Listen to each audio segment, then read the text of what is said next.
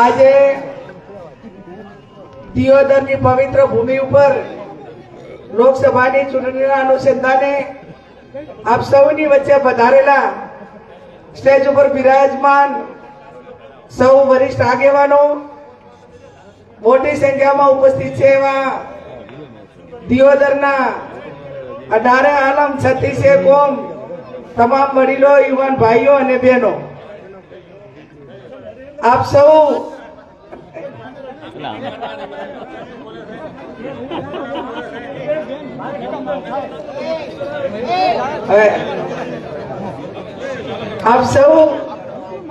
એ તો રહેવાનો આ તસવીર અધિકારથી આપણે ચાલ્યું આવે છે થોડા ઘણું,